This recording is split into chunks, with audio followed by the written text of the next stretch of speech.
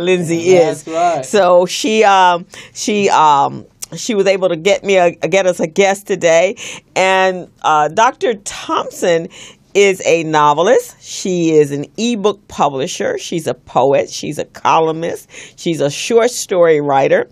She's a book reviewer, an editor, ghostwriter, and she has her own internet radio show, and she's a literary agent. She is the author of 5 novels, including LA Blues series, an author of 3 novelettes, 1 story collection, 5 non-fiction books, and a contributor to 5 anthologies. Sorry about that. Anthologies. Huh? Anthologies. Anthologists, and she'll tell us what that is. Her latest offering is affirmations and essays for melanoid people, which is us, right? Black people. And Dr. Thompson, a retired social worker with 23 years of experience, became an editor in 1988. Since that time, she has edited and ghostwritten over 1,000 books, many of which have made the bestsellers list, including the New York Times bestseller list. In 2003, her literary agency grew out of her God-given calling. She represents national bestseller authors Michelle McGriff, PhD, and Sheila Gross, who both have respectively received 15 and 11 contracts in over a 3-year period. Well, we are very pleased to have you. So honored. Wow, 1,000 books. That's a whole lot of written words. That's over almost 20 years, though. Okay. Welcome to the show, Dr. Thompson. Yes, So welcome to the show. We're very pleased to have you. Thank you for having me, and hello to everyone out there on Facebook. I mean, it's just wonderful with this internet, because I started self-publishing in 1995, where you had to be on the corner. I made my first book from papers that I had all over my living room floor, and I had them put together at a phone book company. So it's so much easier now. It's so cheap. It's cheaper. Printers used to charge $8,000 to do about 1,000 books. Now you can do print on demand. You can get covers cheap. And see, we didn't know. Dr. Milligan, who's the founder of Black Writers on Tour, which I'm here to talk about, she has launched so many businesses for black people, because we weren't told you can make a living from writing that back cover. Somebody has to write the back cover. That's true. Someone has to edit the book. Someone needs to ghostwrite. When I became an agent, she said, no, this isn't the same as an agent for Hollywood. No, for books, you don't have to have that type of license. Wow. I mean, we need someone in our community. Exactly. We never. Exactly. The same way the Jews took over Hollywood 100 years ago. We never knew that we could have our own industry. And we were doing quite well in the early 90s with our self-published books. Then they started picking these books up. And a lot of people, after they got a book deal, they threw their hands up. I'm sorry. They just said, that's it. I don't have New York. But you can make a lot of money now. We got to disrupt the market. That's exactly what you do. Uber did. That's right. Wow, and you seem to have embraced a great deal of the marketplace, because usually when someone has written a book, that's all they do, right? They've written their book. They may get to sell it. Most of the time, it sits on a shelf as collection. It collects dust. And every now and then when they want to go out. It also, in addition to what the other professions that can come out of it, it is also a great lead for a professional speaking career, because you have a product now, and then you can sell that product as you go out to speak, or even an introduction to you to get you to be offered speaking engagements. So how did you, all of the writer, I get the writing part, but the reviewing, the editing, the ghostwriting, and then eventually literary agent. So what was your and this is over a 20-year period? Right. I left my job in October 97, and I started going to Black Writers on Tour before I left my job. I can't remember which one. Maybe there was a break, because this is the 21st year, but it seemed like that was 1996, the first Black Writers on Tour. And then I went to Dr. Milligan to have her act as a mentor for me. And I mean, it really has worked out well. She still mentors me, and I ended up going in a different direction. I was planning to be a book publisher, but I ended up becoming an agent, and I started doing an internet radio show in 2002 on Voice America, and then but it came from me writing book reviews on Net Noir. Does anyone remember Net Noir? Yeah, I remember them. Yeah, it was part of. That's great. Yeah, I had my own website where I would interview authors. It's from about 1998. So we have to create our opportunities. Yeah, definitely we have to, because like I say,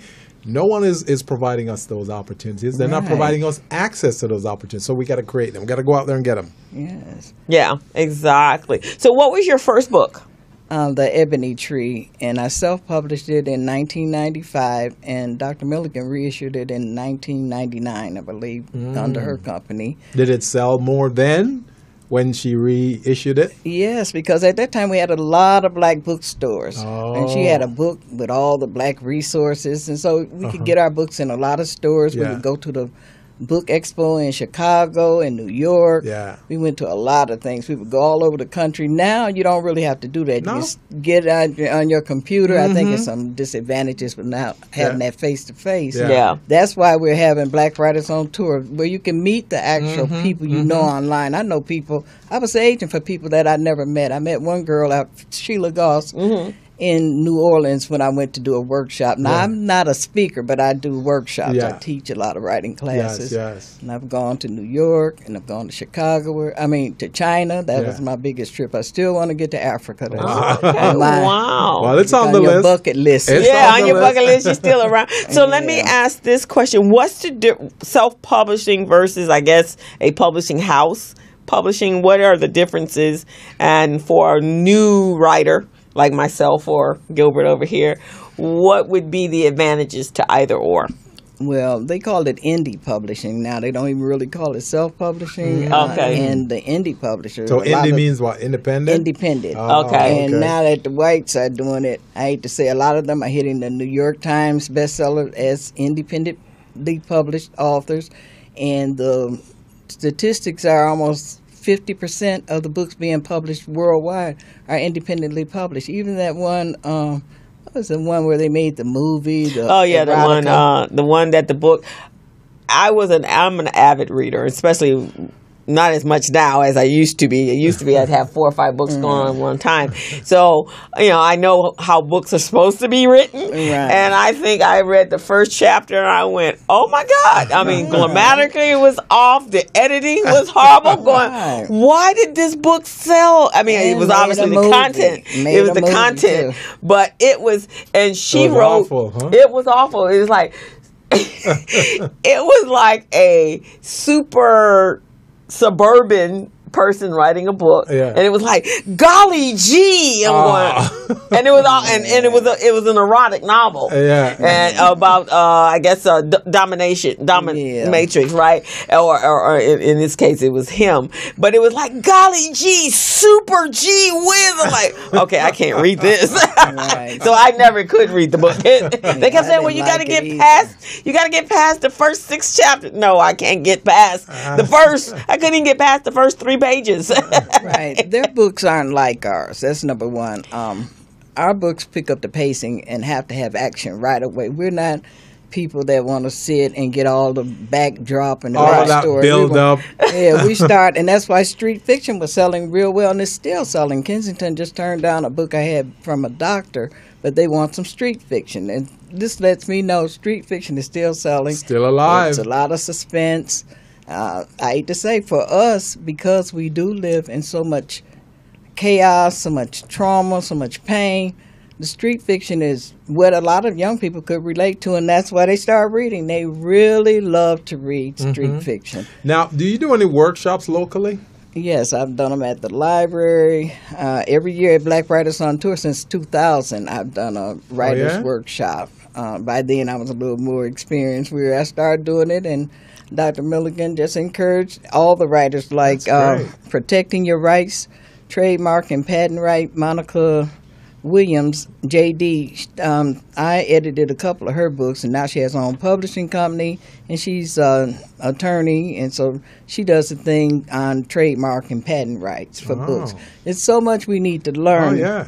as writers. And then I see where, Crystal, you're going to be on the workshop on how to successfully operate your business, record keeping for tax and compliance. What date is that? That's tomorrow. This is tomorrow. Oh, tomorrow. So the Black Writers are on tour. Dr. Milliken has been doing it, 21 years now? Yes, 21 years. So it's held out at the Carson Convention Center, and it's in addition to being the Black Writers on tour, it's the Southern California Black Business Expo, and it's designed to connect writers with readers and consumers with Black businesses.